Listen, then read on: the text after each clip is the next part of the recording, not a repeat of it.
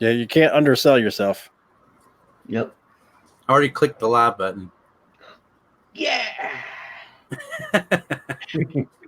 Woo-hoo! Yeah. Hey, hello everybody, and welcome to Drone Therapy Season 3, Episode 16, with our special guest, Arthur Carlson from ArtCo Drone Solutions. Yeah, this little guy over here. So he's with us tonight, and he's going to tell us about what it's like to fly in Colorado and the different drones that he's got and everything. And we're also going to talk about the recent rumors and stuff coming out. And as a matter of fact, Nemo showed us something just a couple of hours ago that I don't know if anybody else has started talking about yet. So we'll be hitting all that just a little bit. So we're glad to have everybody coming in with us. I can see Brian, True Drone Reviews. I can see Parks and Tech. Josh is in the house, and I can see Nemo's telling everybody hey too. And I'm going to pass it right now to John Cuppi for his introductions. You guys know me. It's John. I'm here in my garage, and we're going to be talking about some awesome stuff tonight. Got Art Carlson here. It's going to be great. So, yeah, I'm going to go ahead and pass that to... No, wait. It's this way. Yeah. I'm still working on that. Okay. I'm glad to be here again, as always, coming in with you guys and talking about drones and all things drone related. I'm interested to get to know Art a little bit and find out what his MO is in the drone industry, and that's about it. I will pass it over to my man. Hey guys, want to say hi to everybody. Thanks for coming out and chatting with us this evening. It's great for everybody to be out here. I was really looking forward to hanging out with Art and seeing what his channel is all about. Just what's new with me, I haven't really posted a video in a while, just been crazy busy with work, but I finally did get my Osmo Action back, and I've actually created an anamorphic lens for it. So we're going to see how that works with these FPV drones. Nice. And I'll probably break it in the process, but it's going to be, hopefully the footage will look cool. And off to Bill. Oh, thank you. Glad to see that. And I'm trying to highlight some people's chat so that they know that I've noticed them, and we can keep talking around. I can say, let's see, Drone Shots is in the house. Brian's in the house. Rod Piker, Drones UK is in the house. Glad to have everybody. And as you can see, we got wild and crazy ArtCo Drone Solutions in the house. He's going to be talking to us about all kinds of crazy stuff. And without further ado, Art, how you doing? I am doing super. I've been flying drones for about 2 years now, and the very first drone I bought was a MJX Bugs 3 with no stabilization or nothing, and flew that a couple times and crashed that, and then I started looking on YouTube for modifications and stuff, and ran into Kelly Shore at Ray Set Drone. He was like one of the first drone channels I hooked up with and started watching, and then I kind of put that drone away for a while and heard about this one drone called DJI Phantom 3. And I thought, hey, I'll go over here to one of the police auction websites and see if I could pick up one cheap that I could possibly fix, or if it's all together, get together. Yeah, John told. Yeah, so I got one.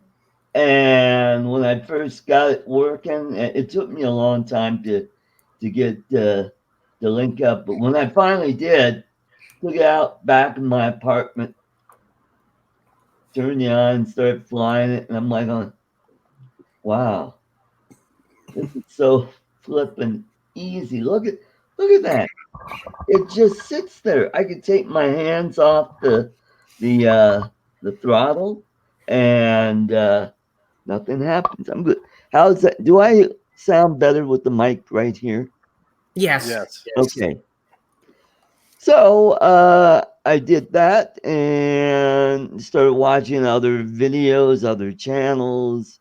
Ran into Ken Heron's channel, and I thought, wow, this guy is pretty entertaining and knowledgeable, and started following him. And he's the one that kind of convinced me to get my Part 107 certification. Well, that's super cool, Art. Mhm. What all drones do you have exactly? I mean, what Well, else? What do you use for your commercial work? Should I say? well, the two drones that I use the most are the Mavic Air. Love that drone because it's so portable. I could just throw it into a bag and off we go. And it's so easy to set up. And that's what I've been using to practice my real estate videos with.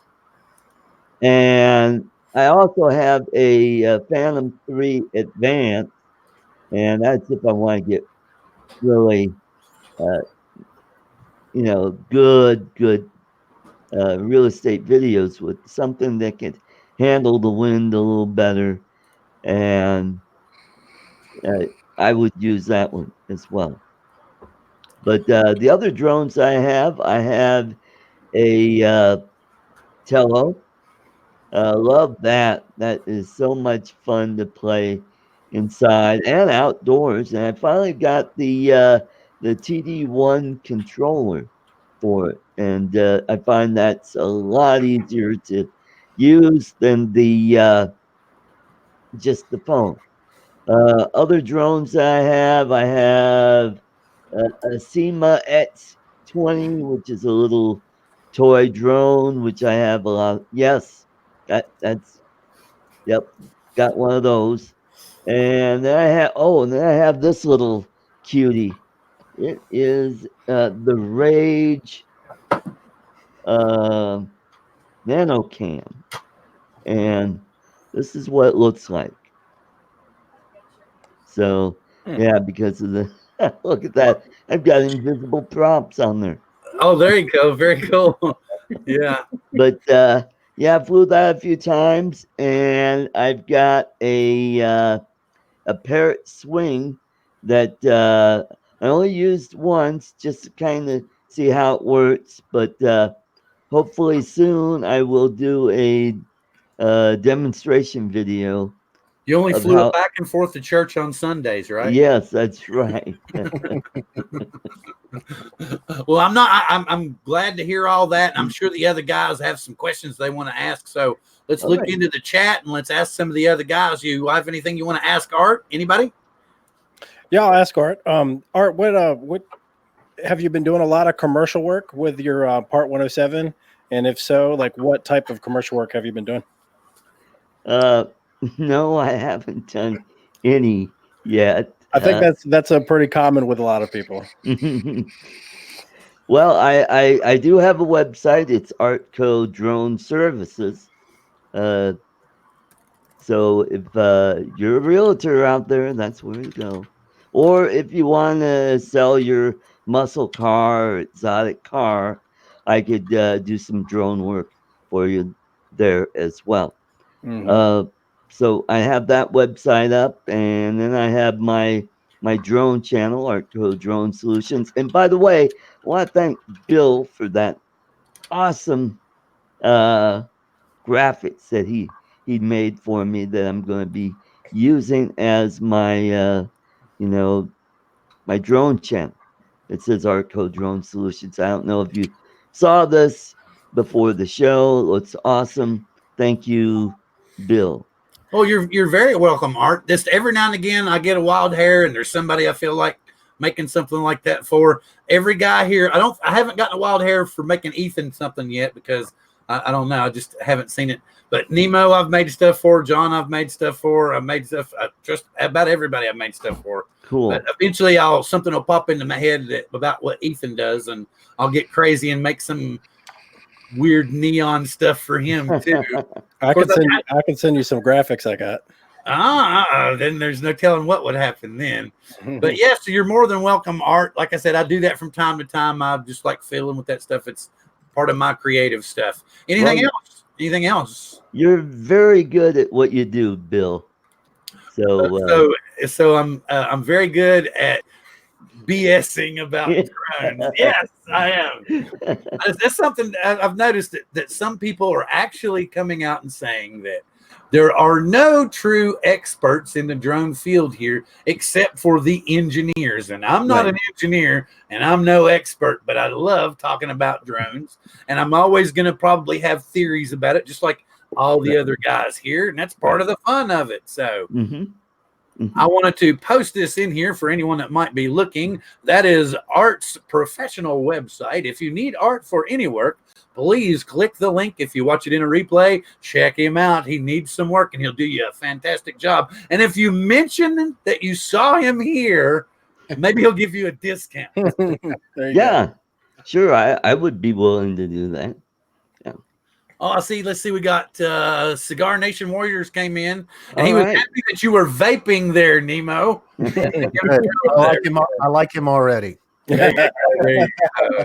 Drum Pool came in, the man who sent me this hat. Happy to. That's why I'm showing my love here. And you can see it's back here. I've still got Rick Smith's hat back here. Don't want to forget about Rick Smith. So. Anything else? Okay. Oh, and he's got his Rodney Bell t-shirt on. I'd like to get we need to get Rodney on here sometime. Get Rodney on here talking to the guys. Any more questions? Come on. Art, of all the videos you've shot with a drone, what's your favorite? Or do you have a favorite? Well, I like the waterfall that I did earlier this year. That was a lot of fun, and I like water towers, so I've done several water towers. Just recently, I did one at the old Arvada water tower, and I just wanted to see how I could do it with the Mavic Air, and it turned out really nice. Yeah, I like shooting water towers too. They make for nice footage. Yeah, but don't do it with a gun. Oh boy. Okay. Yeah. Don't do it. Heron's got one where someone shot the water tower and it sprung a leak. Like all those movies that everybody's watched. Okay. I have a question for you, Art. Here's one. Have you ever considered jumping over to the dark side and getting into FPV? Why is FPV the dark side? You always say that. It's not the dark side. Yes, it is. It's the fun side. The dark side. Well, come over to the dark side now, Art. Yes. I would like to do that. It's just that it costs money, and something that I don't have a whole lot of right now. But who knows? That might be something down the road. There is an app that you could get for the Telo where you could do FPV with. Where you could, you could just get one of those cheapy box thingies and throw your phone in there, and there's an app, and you could use your TD1 controller and fly the drone FPV style. I just want to jump back into chat real quick. I can see Kenny from Cardoso Media has come in. RC Fun Diversions. Wait a minute. I know. Let's see. David Ma was saying, Nemo, would you look at the NBC news site regarding vaping today? And we can see FSU grad DeMarco. Glad to see you. Glad to see you. We are still happy with the drones, sir, and we are glad to have you here. And we're probably looking in the future at getting you back on here so you can tell us about your drones that you're applying now and give us an update on them too. Josh from Parks and Tech thinks Art needs a Xeno. Ooh, yeah, that would be nice. Okay, who's sending Art a Xeno? Because he just said a minute ago he doesn't have money for FPV, so he doesn't have money for a Xeno. Yeah. Okay, something else. You got a few other channels too, don't you, Art? Yes, I do. I have a fishing channel called Art's Place Fishing. And I take it to a different level. I made a little device that allows me to attach a GoPro type camera on a little piece of wood tied to a string, and I have it set up to where I'm looking down into the water so you can see the little fishies in the water. And I have several videos on my channel where you could see a big hog bass coming like right up to the camera and go, wow, and then just kind of swim on cool. by. You need a Gladius Mini, it sounds like. Yeah, I right. was thinking the same thing, Bella. He needs a Gladius Mini right now. Right. Oh, That's is what he that, water is that you the have one that access to? Curtis has? Yeah, that's what Curtis has. Oh, yeah. I've Curtis seen just some got that one say, recently, I think. Yeah. I want one. Well, the thing about it, that's what I love about Curtis. Curtis comes on and he says, I have expendable income. Give me a hobby. Yeah, there you go. And I'm like, expendable income. Drive up about, all you got to do is drive an hour and a half and I will expend your income. Yeah, there you go. And I will be a friend for life. But give me time. I can do that. But anyway, I just thought that was good. But yes, it's the exact same thing that Curtis has. And so I think that would be cool up there. And you have another channel to where you kind of talk about daily news and events and politics and things of that Yes, nature. I do. It's called Art's Place. Yeah. And we do a live stream show with Lloyd Mendenhall, the Grumpy Vlogger, is my co-host. And we've just expanded into having guests on the show. And last Sunday, we had former Congressman Tom Tancredo on the show. Oh, very cool. That was very interesting. I've known Tom for almost 10 years when I got into politics back in 2009. Well, that's super cool. So you've got 3 different channels on YouTube for everybody to check out art of all different flavors. Yep. So he's got a variety for everyone. So you can pick your favorite art and tune in and watch. Anybody else? Nemo, you look like you want to say something. He's the art of all trades. Yes, I was thinking the same thing. Art of all trades. There we go. And Perfect. I'm the only droner that has one of these. A Ken doll. Ken doll. Okay. That's Ken Heron. Oh, okay. I didn't know that was a Ken Heron doll. Yeah. If you saw my video where I was donating blood, this is what I was using to squeeze. It was a Ken Heron stress doll. Okay. Yes, that's right.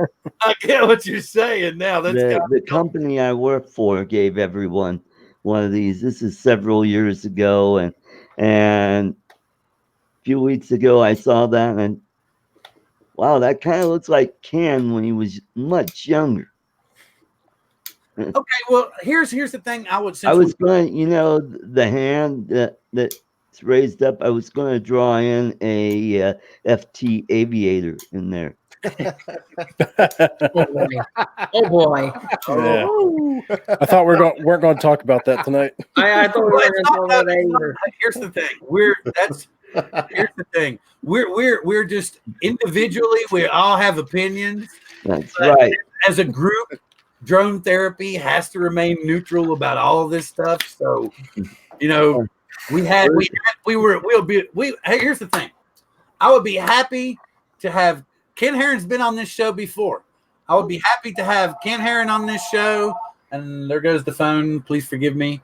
I'd be happy to have Scott on the show. I'd be happy to have Bill, the drone reviewer, on the show because everybody else is volunteering their show. But to be honest with you, this is the only show that all 3 of them have all been on.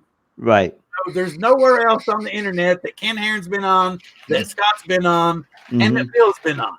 So, and we're not on anybody's side because nobody here has an FT Aviator. We have no idea. We were just saying, you tell us about what it's built like. We're going to listen and we'll ask questions. But nobody here has one. We have no opinion about it whatsoever.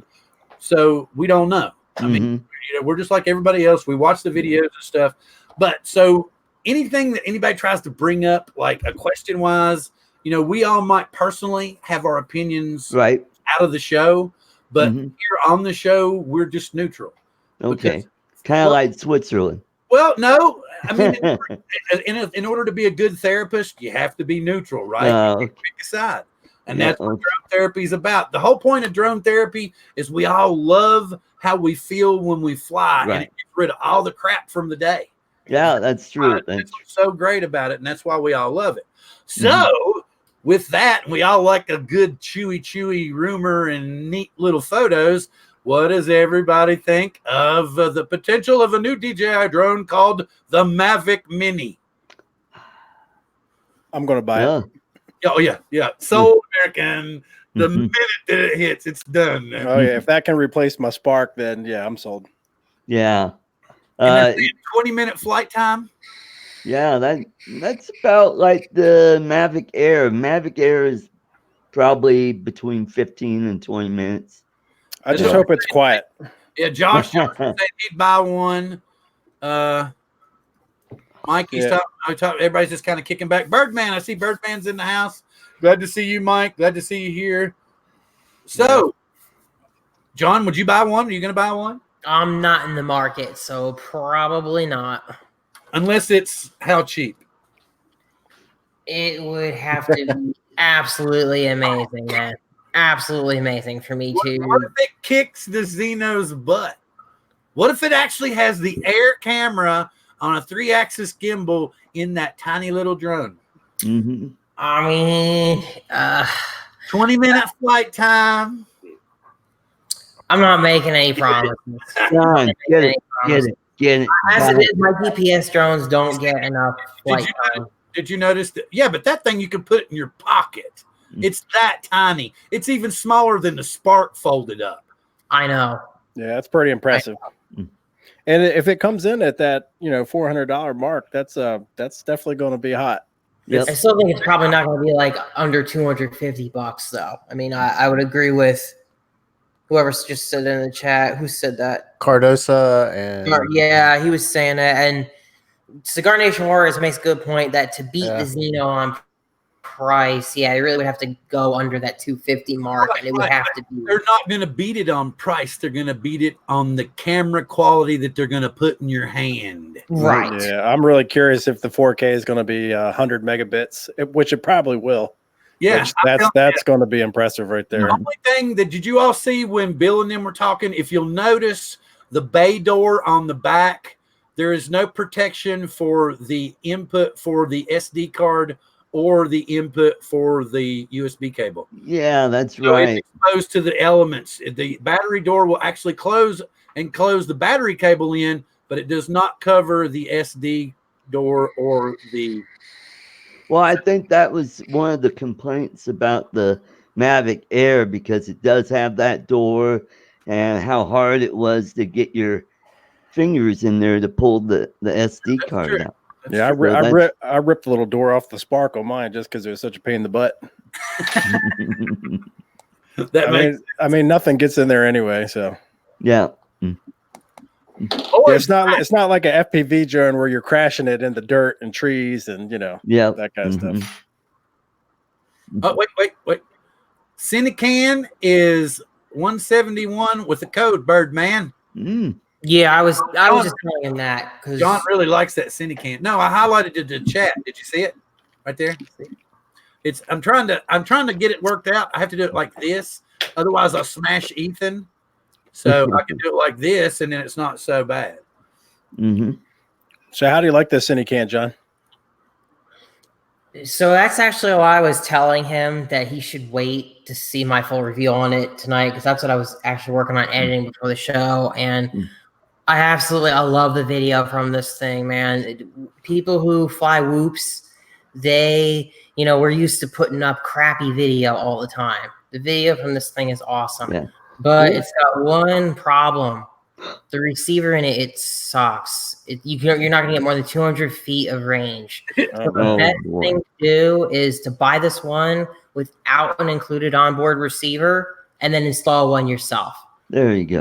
That's already going to turn off a lot of people from buying it as it is. But if it didn't have that issue with the onboard, I would be totally gung ho. But If for people who like can't solder or don't want to deal with, soldering on this kind of board, it's kind of a total showstopper. I'm gonna fix mine though. I'll be doing it.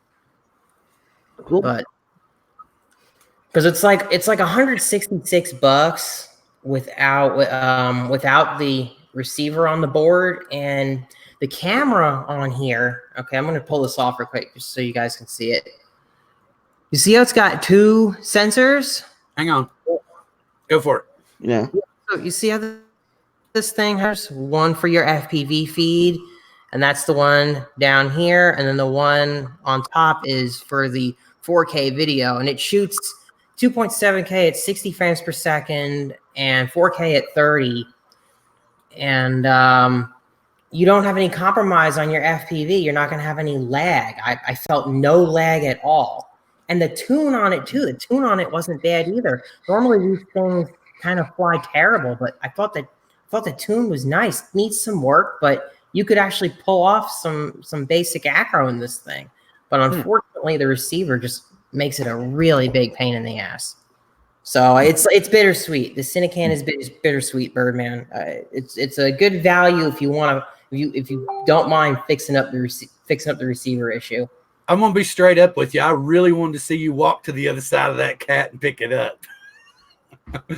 Remember in your video, because you just cut straight back to you in the chair, and I was waiting to see you stand up and start walking. And I was like, oh man, he cut out the walk. I really wanted to, because I wanted to hear you give us the explanation, VTX, and I kind of figured it would be one of those, and I was really wanting to enjoy that. Yeah, well, I didn't want to put that up there, but yeah. Birdman is saying ideal on 3S. What did he say? Ideal. Oh yeah, it's ideal. Oh yeah, absolutely. You don't fly this on anything other than 3S. And actually, this board is so good with 3S that I'm gonna fix the Sailfly X that I burned out on 3S. I'm gonna put the board from this. I'm gonna buy another one. I'm gonna put it in this one and fix it. I've got no qualms. I put over 20 packs through this thing, and the board has held up perfectly. Absolutely no problems on 3-cell. Let me show you what one of the little 3-cell batteries has. Looks like if I've got one sitting here. Is that the Crazy Bee? It is. It's the Crazy Bee 3.0 with a 10 amp ESC and a proper regulator, so that when you plug in a battery, a 3-cell battery, you don't get that inrush of current and it blows the regulator. See, look at this. This should have never happened. And I'm letting out some drone therapy here. Okay, you see this little cap on the end of this connector on the Sailfly? That was because they knew the board would blow. They knew it. So they put it there because this cap was supposed to stop it. Well, guess what? It doesn't stop it. It only maybe 50% of the time. So they just redid it, and no cap on the new board, no cap on the Cinecan. If this board can hold this drone up with 7,000 kV motors and all this weight and everything, I'm pretty happy with it. I'm sure it'll survive just fine on the Sailfly. Cool. So how often do you guys get to fly your camera drones now that you guys are a full-blown FPV? I have a Phantom 4 Pro that I never fly. Ever. Yeah. I don't get the feel. I mean, I'm not, like I said, I started with camera birds. I just don't, I took it out one time and flew it down the golf course that we usually fly at. I flew it down, turned, and came back, and I was just like, man, I don't know how I used to think this was like really, it's just, FPV takes you away from that side. It gives you a different perspective on what people call a drone. I mean, I'm not knocking anybody that flies exclusively, camera birds, because I was there and I appreciate them a great deal. But for me, FPV was just like a natural progression, and I rarely fly my Phantom at all. Mm-hmm. Yeah, I'm kind of headed that same direction. I definitely been flying these FPV drones in the past 2 months, way more than I've been flying the camera drones. Mm-hmm. Okay, I'm not gonna lie. I flew all the batteries in the Tiny Hawk today and didn't fly anything in. Right. Yeah. Oh, he's got making his way to the dark side slowly but surely. Yes. That Yeah, I feel like I don't fly my Mavic either as much as I should. But you know what? It's to me it's like it's like having a tool, right? It's almost like saying, you have to use the hammer every day because you bought it. No, use what you want when you want it. And my Mavic captures stuff that my racing drones simply are never going to. When I've got a snowstorm and I want to capture a great snowstorm footage, my FPV drones are just not going to do that for me. Yeah. When I film the eclipse, that wasn't going to happen either with the racing drones. It's just the right tool for the right job, really. Oh yeah, exactly. Yep. Yeah, I actually go ahead. I wanted to jump back into chat real quick, and say hello to Mark Rogers, and I want to say hello to Roger from the Canadian Drone Hub and Ryan from RD's Drone Reviews. Glad to have everybody in the house, and glad to see Kenny's saying he's wait a minute, what is this? Let's highlight this. I'm a video guy, so I fly when I need aerial footage to go with what I'm filming. That makes sense. Yeah. Yep. What I've been noticing recently, and I'm still got a lot to learn about flying the FPV drones, but I've been noticing that I can really mix the footage up if you can switch back and forth between like the Mavic or the camera drones and then the FPV drones, and the Osmo Actions footage really blends pretty well with it. The GoPro is I'd rather fly with the GoPro because I'm confident it's not going to break. but the Osmo Action footage blends really well with the DJI drones. So, but I've been working on some footage where I'm mixing the two together, and it's definitely given a very interesting perspective. Well, yeah, Ethan, I thought about that when I've done a few shoots with the Mavic. Like, I visited this viaduct in upstate New York, and I filmed it with the Mavic. It's on my channel. And what a cool place to take a racing drone and dive this thing and power loop it. What's going on here? We've got the GoPro Hero 8 leaked. There you go. Yeah. Oh, what is that? Wow, and it's got a little detachable screen, so you kind of do vlogging with it. That ain't it. Did you see what else it says? 4K video at 120. And if you read the article, it says full HD at 480 frames a second. 480 frames a second. When it says full HD, are they saying 720 or 1080? Probably 1080, probably. Yeah. So 480 frames per second at 1080. That's impressive. I think the Hero 7 can do what can it do at 720 now? I can't remember, but it's pretty high. I got one right here. Let me look. I got two, but I don't know how to do it. Oh, I need to turn them on. My batteries aren't charged. Yeah, right here you can see it's talking about 4K at 120 frames per second or full HD at 480 frames per second. That's serious, folks. Yeah, the 7 can do 1080p at 240, not stabilized, and 720 at 240, not stabilized. So it's the same.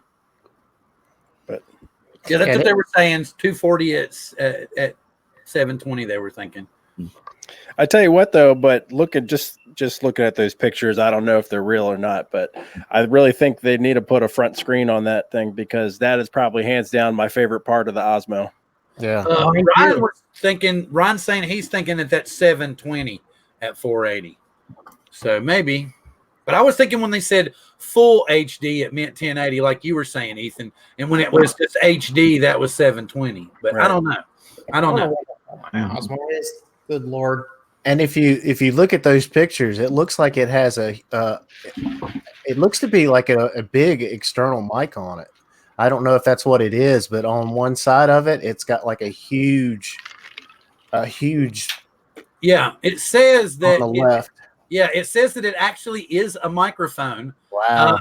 And that one that you can plug in, each one of these are add-on peripherals. So you've got the LED, the front-facing LED.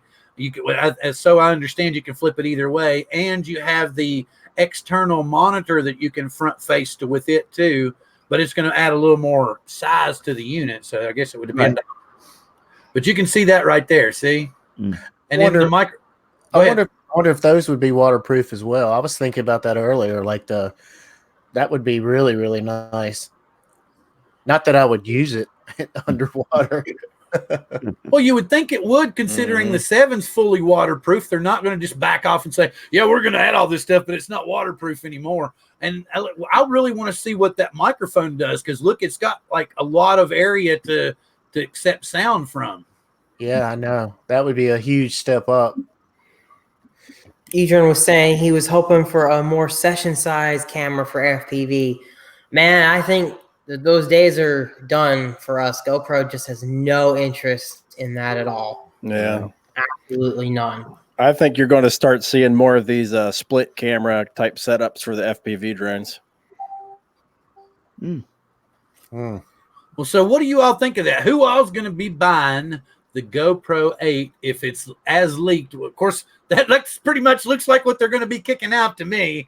I don't think we have any doubts with that one. I'll probably get it either way because I'm a GoPro freak. I've got so many of them. I don't know why. I don't use them that much, but I like to have them. Oh, so you're a GoPro fanboy. Yeah, I am. I have to see if they put any other features in there, like different picture profiles, or fix their firmware, because my Hero 7 still crashes. Like, I feel like every other time I boot it up. Wow. Oh, wow. Yeah, I just have a Hero 3 Black and a Hero 3 Silver, and then I have two SJ Cam N10s. Those are the I showed this last week. They kind of, but the M10s are kind of, they look like the Session camera. They're square, and one of them that I have has Wi-Fi, and the other one does. I don't know what I was doing there. I actually had a good SD card in that Force One camera. What am I doing? Oh, how terrible. Yeah, There's not one in the fire. Go ahead. I'm curious if anybody else has had problems with the GoPro 7 too, because the other day when I was flying with the Rooster, I started the camera was flying, flew for about 2 minutes, and when I brought it back, I saw the camera was off, and I was thinking, I was like, crap, did I not start it? You know what I mean? Because I'm sure everybody's done that. But when I was reviewing the footage, I could see it that I started it, and it was flying around, and it just stopped like mid-flight. I'm not Does quite it ever get hot, Ethan, when you just kind of leave it sit for a while, or? Not that I've noticed, and I've checked the firmware. The firmware is all up to date on it. But sometimes when I start it up and I film for a little bit and I go to turn it off, it won't turn off. Oh, man. And the only way I can turn it off is to pull the battery. That sounds like you got to send that into GoPro. No, I only ask because the Hero 4 Black, I know it's really, really old, probably not even relevant, but man, that thing gets hot. Really hot. Let me jump in here just real quick for a second. I wanted to say thank you to Eric and to Gary, who sent me very unique birthday messages on Sunday, which was my birthday. They both sent me their rendition of the Marilyn Monroe Happy Birthday song. So I wanted to say thank you for that. And thank you for all the birthday wishes and stuff that everybody gave me. I want to jump back in the chat real quick and say hey to Edrone, who I just called out. Chris Hope, can you guys see anybody I've missed up to now that may have came in that I've missed? Maybe not. Anybody got any good statements? Okay, back into the chat, guys, where we're at. Let's keep going. So, Bill, did you have any, what kind of dessert did you have? Did you have any Turon or? I did not have any Filipino food for my birthday at all. I will tell you, if you looked on my webpage, what I had that day, I went to my favorite place to eat sushi and I bought 2 full California rolls and I ate every bit of it. 16 pieces. I ate every bit of it, man. And it's a place called Oshima Sushi here in Everett, where I live at. It's my favorite place in the world. Right. They have another restaurant in San Francisco, California, and I'm telling you, the food's unreal if you like sushi. Right. And I had monkey balls too. Oh, okay. Well, thanks for telling us. Yeah. Well, no, okay. I know it sounds. I bet you were nuts I did about that it. for effect. Yes, I did that for effect. If I didn't say it already, I want to make sure I said hello to Rick Halber because he said it 2 or 3 times. Glad to have everybody here. But monkey balls are actually stuffed mushrooms with spicy tuna, and it's actually little slightly deep fried and stuff. And they serve it with like a chocolate cream sauce, and it's really good. It sounds interesting. It's very, yeah, it sounds interesting. Okay. Oh, I'm sorry, talking about the food. So, How about a side of balut with that too? nope, I will not be a balut man. Sorry, that's not happening. No balut for Bill. Okay. Well, we're trying to get Ken Heron to try it. He tried Vegemite, so now we gotta get him. There's no way Vegemite doesn't even come close to balut. Yeah, I wouldn't doubt it. I'd probably have to drink a lot of San Miguel's to even try a balut. Oh, okay. So did y'all see Drone DJ has another thing up saying if the interchangeable lenses are popping up again, but on different cameras now. So is the Phantom 5 still alive? But the thing about it is, that's okay. Since we're on this subject, I had talked to John and some other people. This leak again started with Osita, and his pictures were immediately taken down as Hay came on and told everybody because he was being threatened. Okay, now Osita lives in China, right? That's what we're told. He lives in China, and here's the thing. Okay, I'm pretty sure it's still the same China that we all know. So how is it that he can leak information in that country and not get in trouble? So here's my thing. For the last 2 years, everything that we have learned about from DJI has come from this gentleman. All the pre-leaks, all the pictures, everything have come from this same exact source. We already know that DJI recently cleaned house because of all the leaks and stolen proprietary stuff, yada, yada, yada, yada. And they lost billions and billions of dollars. Okay. But yet here's still Osita out here pumping out stuff, telling us before the releases, giving us pictures and everything. I'm telling you, man, he works for DJI. He works for the company. And this is the most brilliant plan to get everybody worked up into a foaming mouth frenzy because we're looking for leak photos and we're all like stumbling over each other to put out the first video saying, we found this information first and we're getting it to you. And so they don't have to spend any money on advertising, any money. They don't have to spend any money on these big things in New York. They don't have to rent big fields. They just let the internet spread like a virus. And they don't have to spend any money at all. That's my theory. What do you all think? Oh, yeah. I felt that way since I started getting into drones about DJI. I agree 100% too. Same thing. I'll say this with regard to some of the rumor stuff. When I visited the DJI store at the Garden State Plaza, which no longer exists now, I don't know if you guys remember back when I think it was the rumor mills were churning around the Mavic Air, I think it was, something like that. I can't quite remember. But he was telling me that unofficially, obviously, there's no way to prove it, but he was telling me that some of that rumor stuff actually affects them when it comes to their sales. You know, if people think that there's a new drone coming, they're not going to buy what's out there, even if it's not true. Like, let's say whatever's coming is not true. It's not actually going to pan out. They will stop buying drones. So I don't know that those leaks are always beneficial to them. Another thing is DJI gets immediate free promotion from day one. You know, they do their media blitz. They send out the drones to all their people. I just don't know that these leaks are necessary for them.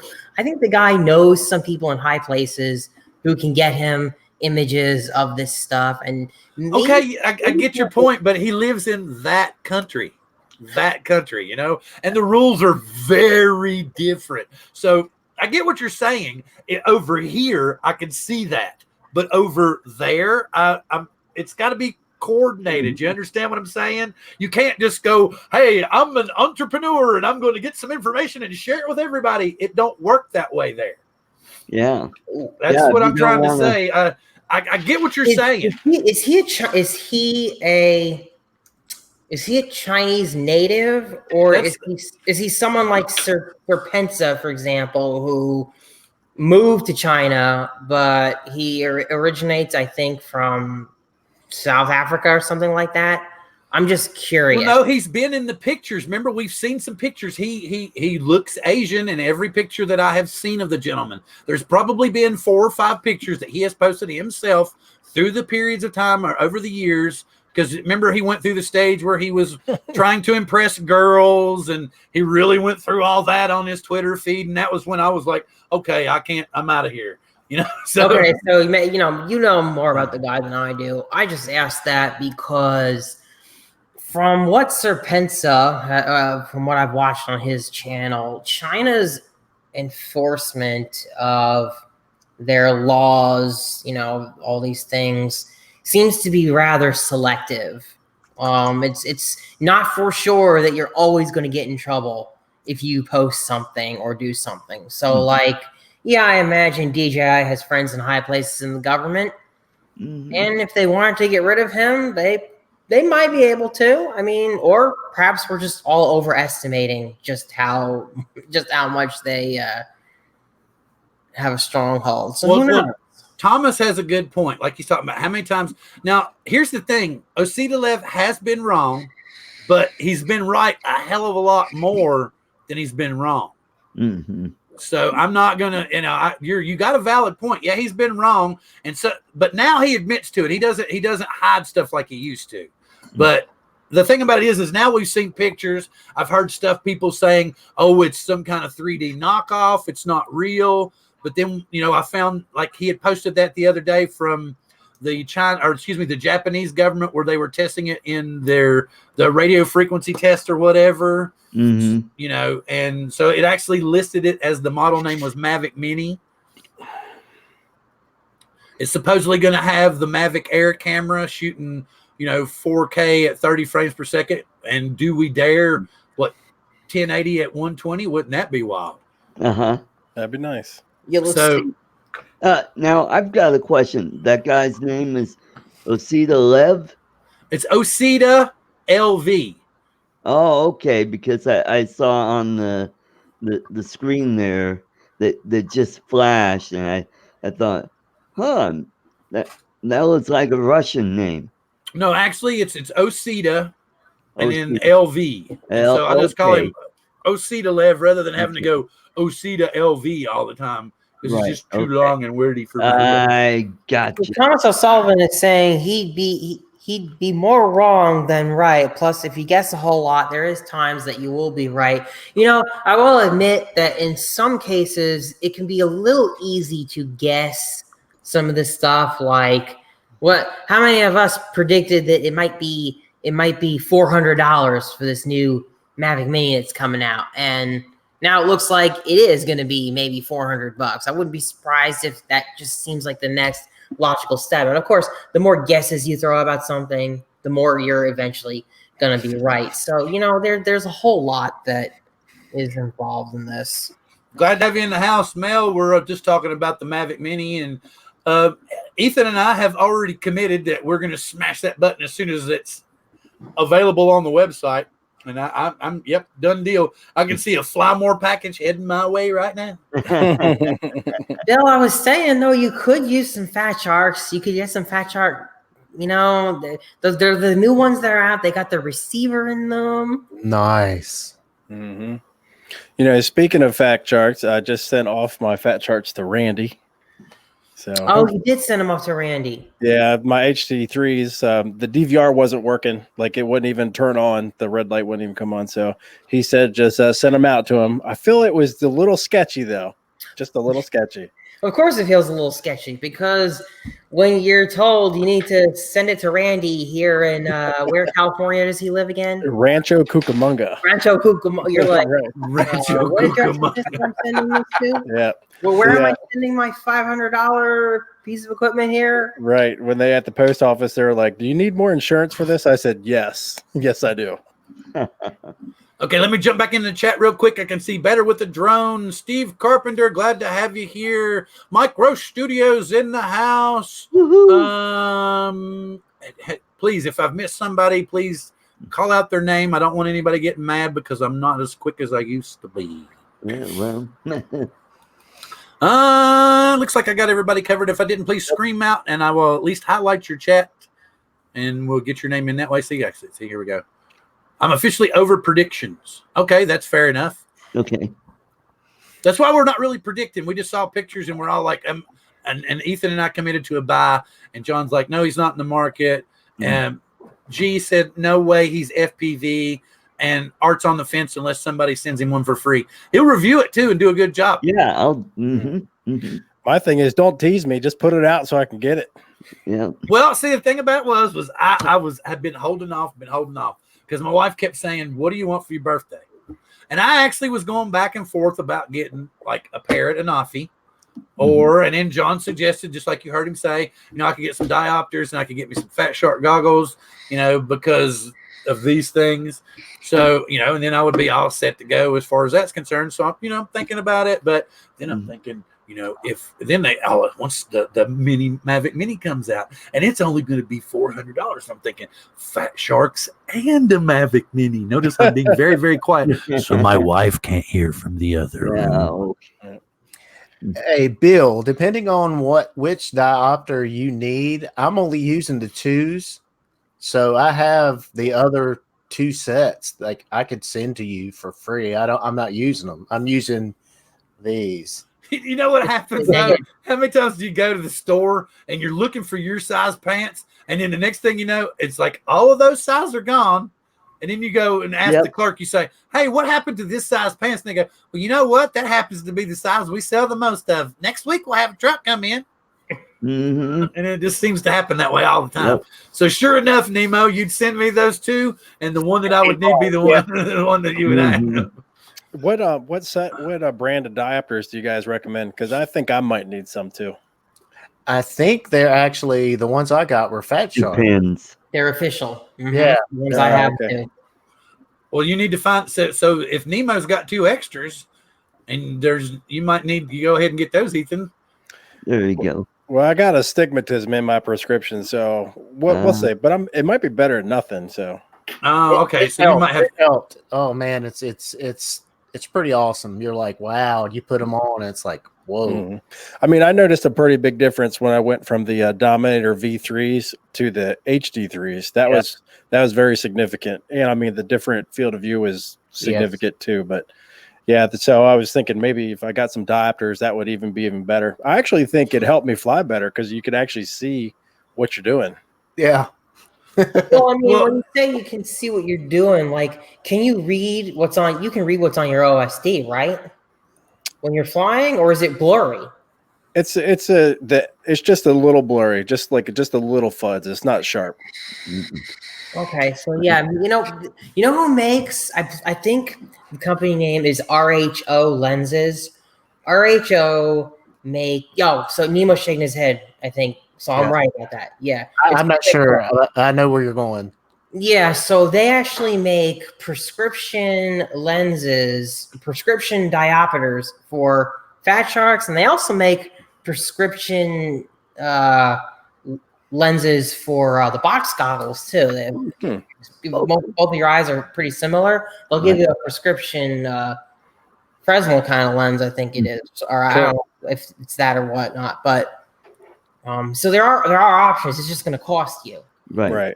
Did you all notice in the chat that Mark Rogers was asking about, oh, look, it's back again. They've resurfaced. Yes, they're back in the news. We've just had them interchangeable lenses on the supposed Phantom 5 reappear. Yes, and guess where they came from? Osita LV himself posted these pictures of the interchangeable lenses again, but they don't appear to be on those original drones that we saw. Looks like a different kind of plastic, a different kind of molding. Another customer, kind of strange. What you think? You know what DJI needs to do? They need to make something like that in like a Osmo Pocket type of thing. That's what they need. Did you hear that they're actually talking? I've heard rumors of an Osmo Pocket Pro. Yeah, hopefully it'll have that or the DJI or the Mavic 2 Pro camera on it. Oh, with a Hasselblad? Yeah, that would be nice. That'd be awesome. I mean, there's been I heard Ken Dono talk about it, but I've also heard several other people talk about the real estate shoots where the outside they're just holding the Mavic 2 and holding it handheld, just so it's easier to color grade and everything comes together. Here we go. I got to get this off. Hang on. Now, you see this? Look what Josh is saying. I buy my fiance shoes when I buy a drone. She loves it. It makes things easy. Mike B was asking me, why am I in the garage? Why can't I be in my garage? Yeah. No, actually, you know what? It makes his voice sound echoey. Is that why it's that bad in here? It's not too bad. It's really not much different in the. It gives him more. There's an echo here. There's an echo there. It's not going to be much different. But it's a nice day out today, and it wasn't sweltering in here, so I was doing video work actually. Oh, here's a good question, guys. How do you stay married buying more drones? You don't. You stay single. Yeah. No, at the proper time, you say, no, I don't need anything right now. At which point your wife looks at you and goes, oh, I know what you're doing. You're just going to hang this over my head later on when you want something so that you'll get it then. And that's when you look at her and go, you damn Skippy. So I'm not going to comment on all that.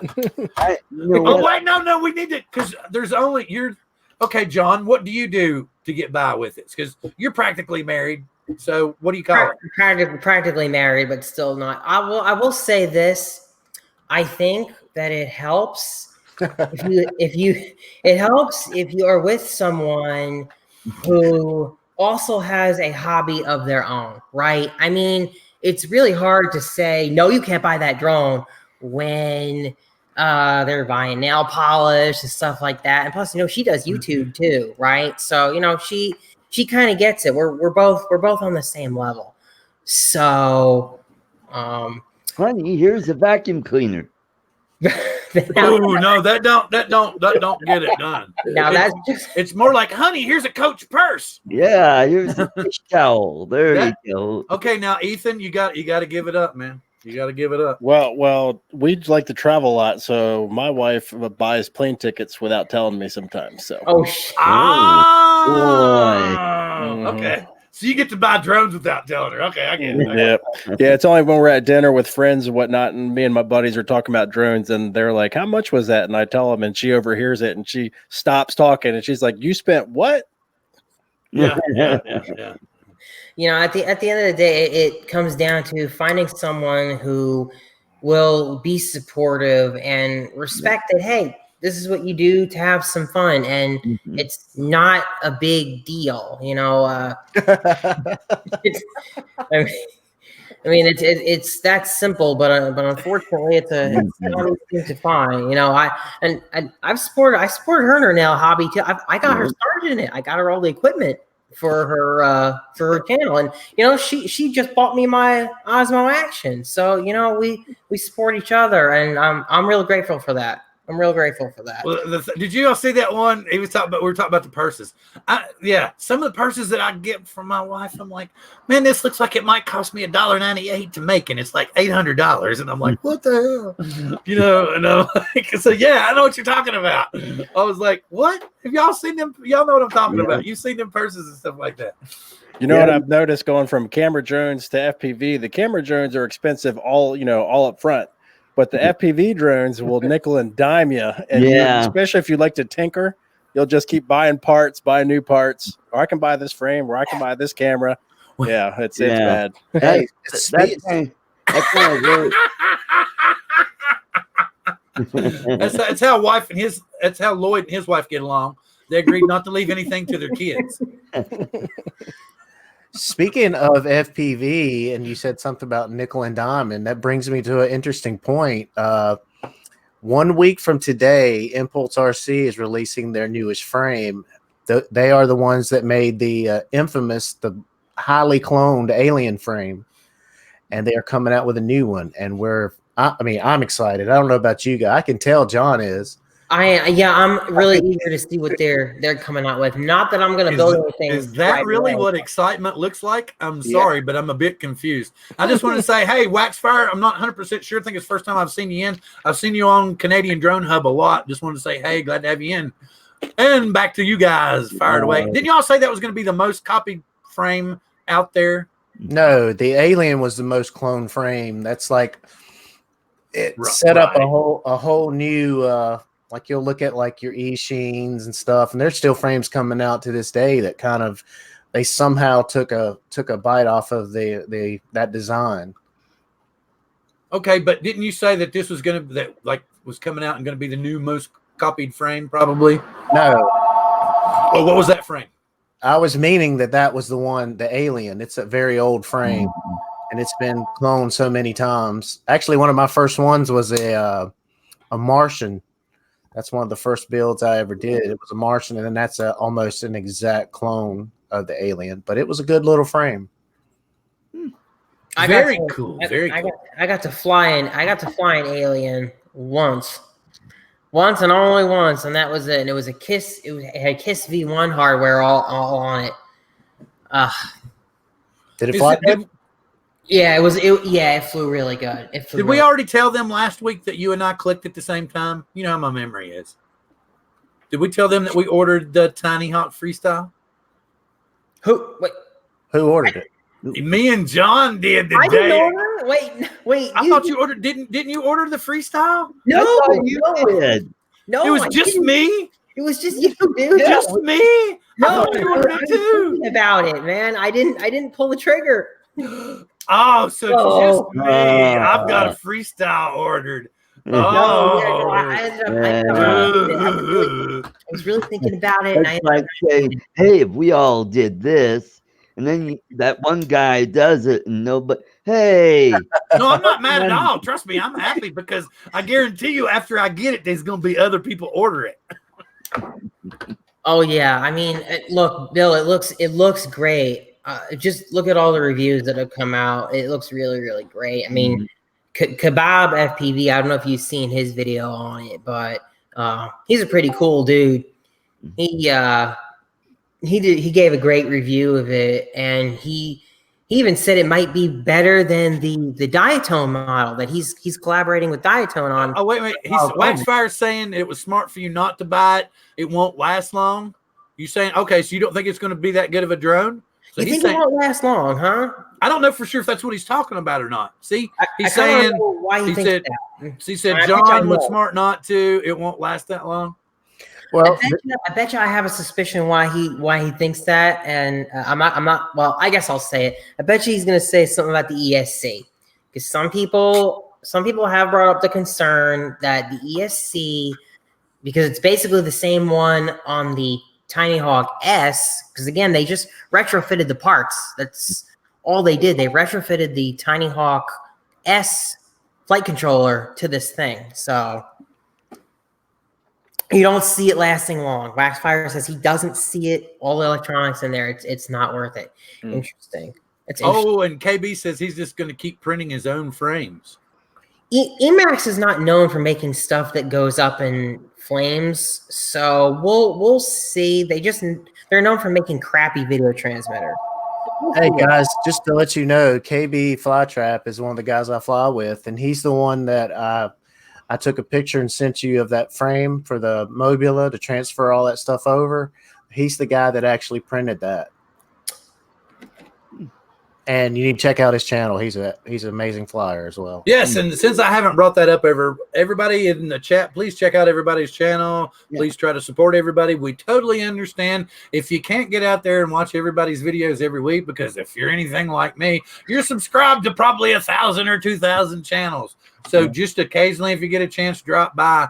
And also, anybody in the chat is more than welcome to holler at me or any one of the co-therapists here on the panel and get on with us and talk about any kind of drone you'd like to. You can also come on and talk about editing. You can talk about software. You can talk about photography. We do a little bit of everything. As in a matter of fact, we're going to have Curtis Dart on next week, and he's going to be talking to us about copyrights and some other interesting things. And then the week after that, we're going to have my friend Jay Haynes from the Film Sensei YouTube channel, along with Mr. Ethan Mitchell here himself. And they're going to talk about my friend Jay's going to talk about hit film. And then Ethan's going to begin us in color grading, because something tells me one episode's just not going to cover it. Right. No, definitely not. Here is the frame that he printed. Now, this is So for is that made of Mobile ABS 7, right? or what kind of frame? What kind of material?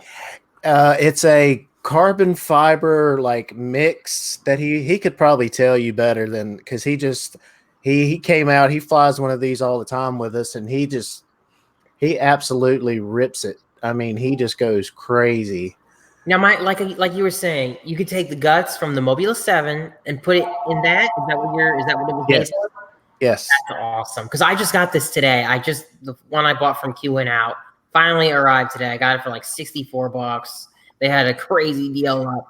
And I know I'm going to bust the frame eventually. I'm going to play with the Project Mockingbird settings. It's very good. I've used that on the Acro B, or B-Brain Light, I'm sorry.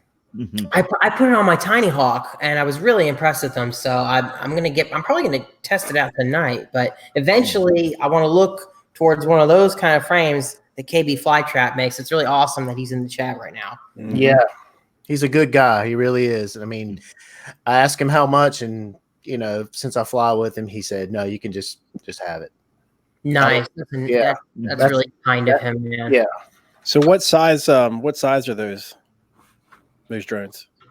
Like the Mobula? It's 65. Yeah. It's a 75 millimeter. That's why they call it the 7, Mobula 7. Well, see, the purpose of this one is it ends up kind of like a toothpick style, because you put the motors out here and you put the board in, and then you run the bigger 65 millimeter props. Oh, okay. And it flies a lot better. I mean, my toothpick, I was out in the back flying it around, and I took the motors off of the Beta FPV 85X HD, and I took everything off, put it on there, flipped the board over, done all that stuff, and it flew great. But it's got the big. Well, not I say big, but they're 65 millimeter bi-blades, and they're awesome. Very, very cool. I can see that Better with the Drone said that Ken Dono is going live here in a minute, and he was going to take off. That's perfectly cool. Glad that you came in and hung with us for a little while. Yeah. I see Greg Pittman was something to say hi to everybody. Glad to have you in the house, Greg. And Waxfire, congratulations on going over 200 subscribers. I believe Mark Rogers said that he was now 201 for you. So that's pretty cool. And KB Flytrap's been talking about a lot of the printing. It's not Waxfire one. What now? What's this saying? Okay. They're talking back and forth here. What were they? Oh, wait. Okay. And what do you prefer? Just to elaborate on KB Flytrap, his prints, I've ordered a lot of 3D stuff, and he hasn't been printing that long, but some of the stuff he prints is absolutely like top notch. Like, it's stuff that I get from like Brain 3D. It is like on par with that kind of stuff. It's really, really good stuff. I mean, every time he prints something out and shows it to us, we're like, wow, man. I mean, he's really, like I said, he hadn't been printing that long, but it's just amazing that he's picked it up that fast, and the prints are just quality. That's cool, man. Can you see the hands on one of his prints? Can you see the question that Mark Rogers has? He's wanting to know the pros and cons of buy and try blades. Google it. I'm That's sorry. not very That is really one therapeutic. of the most, He's phoning this week's therapy in. Oh, Yeah. Yeah, take 2 of these and call me in the morning. no. Take 2 Googles and There you whatever. go. Anyway, I think that is one of the most like common questions though that I see. Like, what's the advantage of the 2-blade over the 3-blade, and what's the main difference? 3 blades is always gonna, I think, use more battery. Yeah. and it's going to produce more torque. Yeah, it's gonna produce more thrust, and Right. yeah, but it's always gonna use more battery. Mm-hmm. Yeah, it seems to be the bi-blades are quieter too, just a little bit. Mm-hmm. That's also true. Your bi-blades are going to be quieter and they're going to use less power. So if you can get what you need out of the bi-blades, it's usually better to just stick with that. That's why I think a lot of the GPS drones just use the 2 blades. Right. I think a lot of the with these smaller toothpick style quads coming out was John mentioned earlier was Bob Ruge, Kebab. He came out with the toothpick frame, and that's what basically he had some old I'm not sure the brand of those old props that he had, but he had some old ones that you had to order from Banggood. And as soon as I got the frame, I had the frame for a long time, but when the frame came out, he actually made a video of what he was doing. And I think he actually took the Mobula stuff and put it on this frame and just flipped the board over. And that's where the toothpick style came from. But he put those bigger 65 millimeter props on those smaller motors, and it worked really, really well. And they fly great. I mean, I think you lose a lot of cornering if you use those, but you get a lot more speed. And I don't know, I can't even describe how it works with the smaller ones. They seem to fly better with the big bi-blades on them.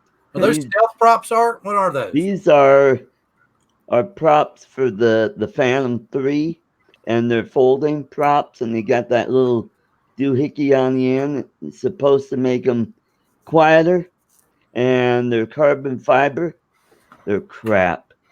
They make your drone just kind of jigger. And I did a video of it, and it just was not very steady at all. Yeah. Okay. I also have another video of the Piggy Tech where they'll clip on your Mavic Air, and you can put another camera on it. And I really didn't like that too much because it just shakes all the. Here's a question I got.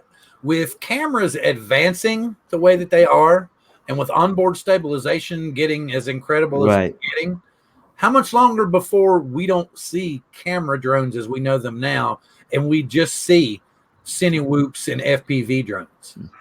Yeah, because you can throw an FPV drone into angle mode and even have a GPS on it, and be able to get just as good as shots, even better shots, with the ability of how you can maneuver that drone compared to your humongous drones, like and it's small enough to where you get tighter shots in places where you can't. Like for example, yesterday I went out and flew my Mavic Air. There was a house up for sale not far from my house, and I wanted to practice on my real estate drone flying, but it had these huge trees all around it. And I tried flying it, and I'm like, this ain't going to work. All the sensors kept going off, and I just couldn't get a spot to where you could really see the house good, other than the roof and the front of the house over by the garage. That's it. Everywhere else was covered by great big trees. But the upside, that house is probably cooler in the summer. Okay, what were you, Ethan? Weren't you going to say something on those lines? I thought. Well, I would really like to see. I don't know if this will ever happen. You could probably, the closest I think you could get to it now is using an iNav, but I would really like to see a camera drone or some type of camera drone that you can flip into GPS hold and like just like you can do with your Mavics and any other camera drone. Right. And then you, with a throw of a switch, you're into like full blown FPV where you got to manually fly it, and you know, and you can instantly go back and forth. I don't know if you can do that. iNav, you can do some of that, but they don't. iNav doesn't have the software set up where you can have like all the sensors yet, but they're working on it.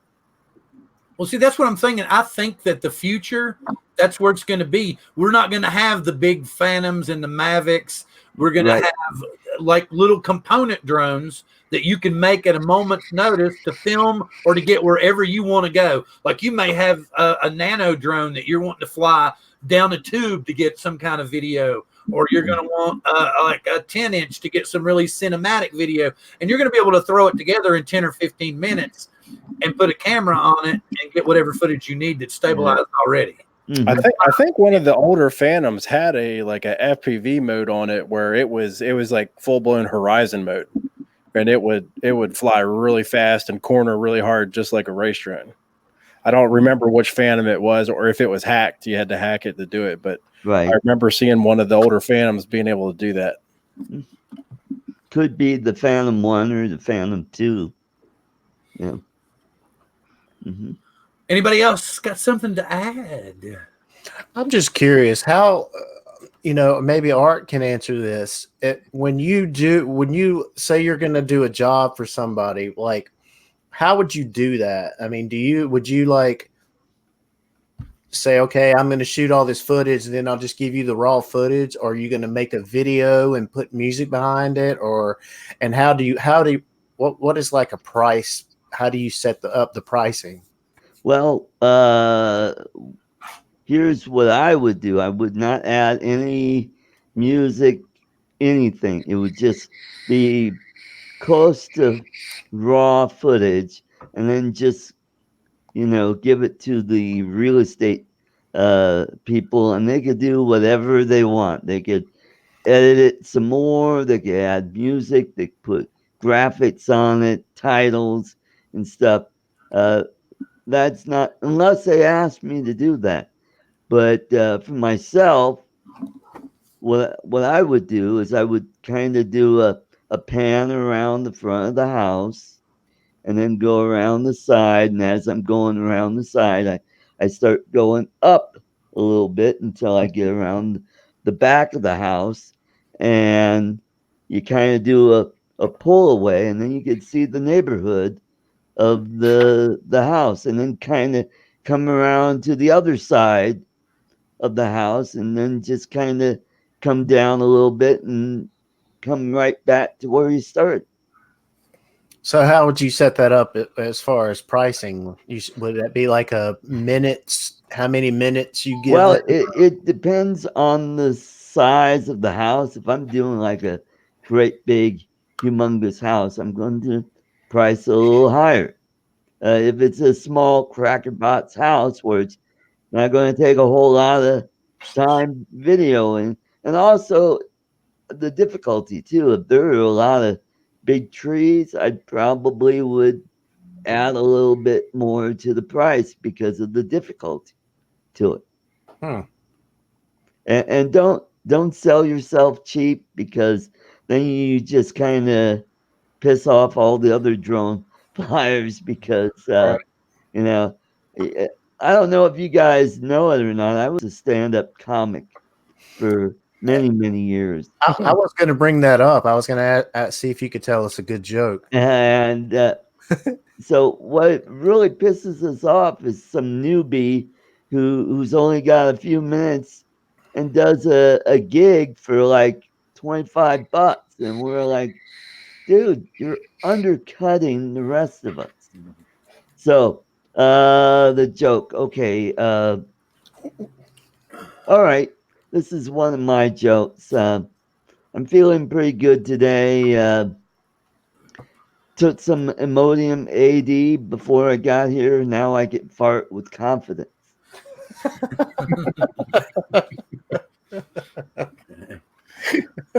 Oh God.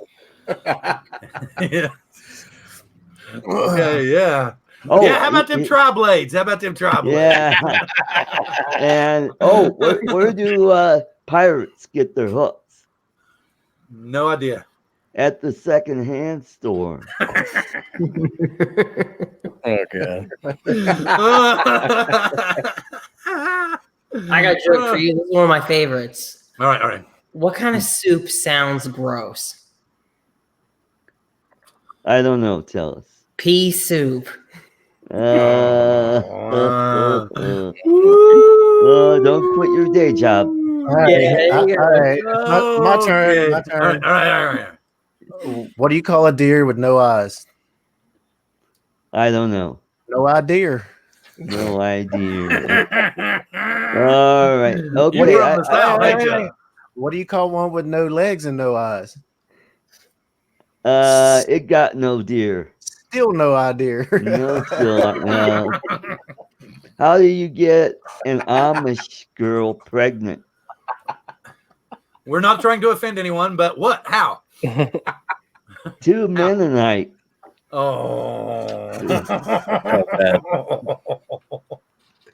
Okay. All right. All right. Woo. All right. Okay, back on the subject of drones. We've covered Art and in Colorado and how he loves his Mavic Air and how he is looking for potential customers. And we've also covered the Mavic Mini, and Ethan and I are going to buy the second they make it available. John is not interested. Art doesn't have the money unless you want to send him one to review. And Nemo still needs a Xeno, and he has a P4P for sale. So anyone in the chat that's interested in buying a Phantom 4 Pro, Nemo has one for sale for approximately, what did we say, $850? Yeah. $850. So, $8.50. Okay. decimal point 2 cents to the right. Or 850 Filipino pesos. What, like $1.35? Okay, wow. That's pretty close. If you divide it by 52, then you'll get down. Okay, so now you're being asked if that is a V2 vaporizer there, Nemo. I think he was talking about the Phantom. Oh, nope, it's not a version 2. It's just a P4P. No, it's the regular, and it doesn't come with anything other than what came with it. I didn't buy anything for it. Only flown it like maybe 6-7 times. I don't use it. It's just sitting there. It's kind of sad. It depresses me a little bit. He was going to start using it for B-roll like Ethan suggested earlier in the show, and he had already asked Ethan on the other day approximately what settings to have his drone at in order to accomplish this feat. Because I was going to take it out actually one day and just fly it, because I feel bad. I feel bad for it. It really breaks my heart that it's just sitting there and it's not getting flown. Right. Yeah. And that's not good drone therapy for sure. I get your point. Yeah. So I was going to take it out, but every time that I've done it, I just used it on, whatever was in there and took it off and flew it. And Okay, so how about this? What if somebody was to send you a Hubsan Xeno and $550 or $600? Would that work? Ooh. There's an idea. Or how about because somebody's probably got a used Xeno out there that's not, that's in good shape and everything, that wanted to step up and might be willing to trade you and pay you a little cash, and you'd still have a camera drone and cash in your pocket to build FPV stuff. Yeah, there you go. Is this said drone? Is it colored in black magic marker? Nope. That one's not going anywhere. That's not going anywhere. I'm not going to get rid of. I'm going to keep all mine now and hand them down to my grandsons and say, this drone was put forth by DJI before they took over the planet. Speaking of exposure, I just wanted to throw this out there because for some reason I got asked a lot of these questions these past 2 weeks about ND filters and if they were really necessary for like camera drones, and I'm going to say yes. Yep. Yes, they are. Since I'm up at higher altitude, the sun is more intense, and I find that, especially during the day, I use an ND32, and that I don't have to do any post editing. Yeah, it just comes out looking great.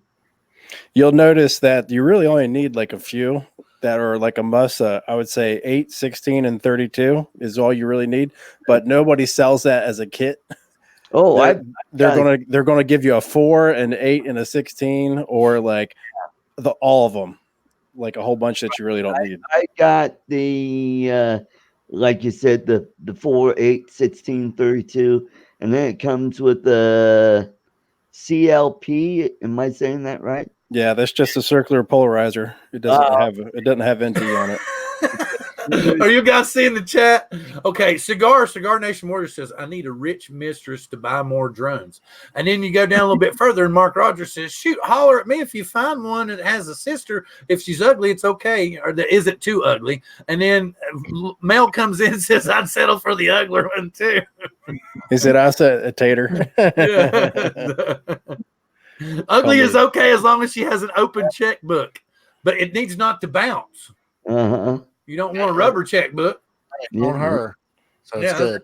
Yeah, as long as it's good. So there we go. So yeah. Yeah, if you have no idea. You'll have no idea. Yeah, exactly. But hey, man, hey Nemo, since you're single and Art, you're single, you all just need to come out here to Seattle, man, and there'll be women all over you. Especially Nemo. The thing I've noticed out here when I first moved out here was that people, for some strange reason, were fascinated with a Southern accent. So I would continually have people go, would you say something else? And I was thinking to begin with that maybe I wasn't articulating properly, or I was kind of mumbling and they didn't understand me. But then I started realizing it was just to hear me start talking like this. You know, I'm from Southwest Virginia, and if you don't mind, I'll talk this way. So people were asking me to talk more just to get me for my Southern drawl to come out. And after a while, I started dawning on me. I was like, "You what? I'm not a seal." You know. So Just like that. yeah, exactly. So it's like, "Hi, I'm Gomer Pyle. How you doing? You know, life's like a box of chocolates. You never know what you're gonna get."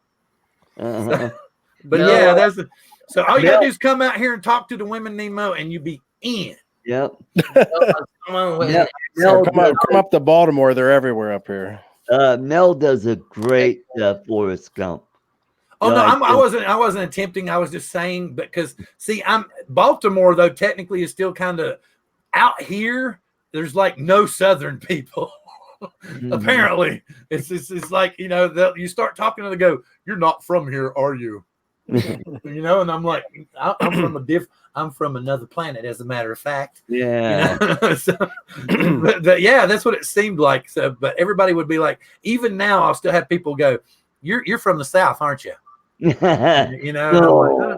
you know. But that's what I'm telling you, as Gary, I saw you'd have to show up. You'd be out here about 2 weeks, and then you'd be like, "I'm not moving. I'm bringing Braden out here now."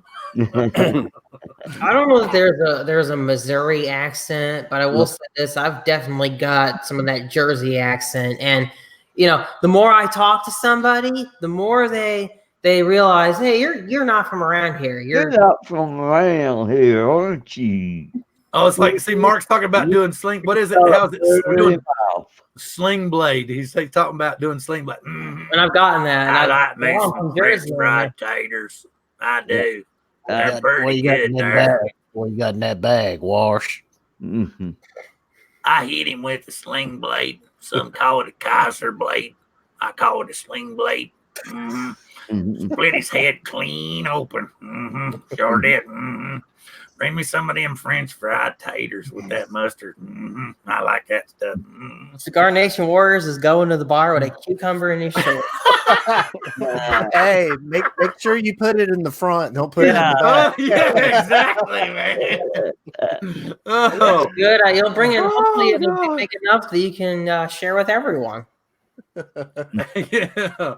Oh wow, we've definitely had an interesting night tonight, and you can tell we've dwindled down to 18 viewers now because we went off the cuff and started doing jokes and craziness.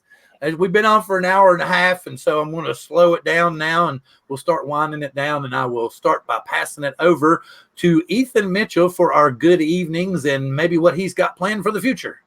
Well, I am still working on a boat launch video. I've been busy with work. Work's been crazy. I've been working like 20 hours of overtime every week. It's been terrible. That's always good. Buy more with that. Yeah, it gets the days start to blend together, and you're kind of like, oh, that's terrible. But what the new thing, I've been definitely flying more FPV drones than I have camera drones, and I've definitely been progressing, and I've definitely found some little tricks that I guess I learned along the way that have definitely helped me out. But the one thing I'm excited to try is this anamorphic lens that I made to put on the Osmo Action. So I'm really excited to try that. I'm probably going to break it, to be honest with you, but at least we'll get some cool footage. Hopefully it'll be some really neat footage. I'm really excited to see how that turns out. But other than that, that's really all I got going on. Still making videos, and I'll pass it over to John Cuppi.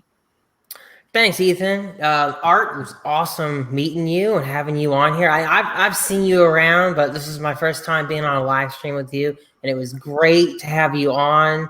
You're a real funny guy, and I hope that you I hope that you definitely in the future will be able to use your Part 1.7 more. I know it's a really, really tough thing. Yeah. Definitely a tough thing, but hey, maybe you can get some clients from the show tonight. As for me, you guys know Cinecam review is going to be up probably before the end of the night. I just got myself a little Mobula 7. I got race gates, so I got a whole bunch of stuff going on. Should be pretty cool. And with that, I'm going to pass it over to who am I going to pass it over? I'm going to pass it over to I'm going to pass it over to Nemo. I'm still doing it.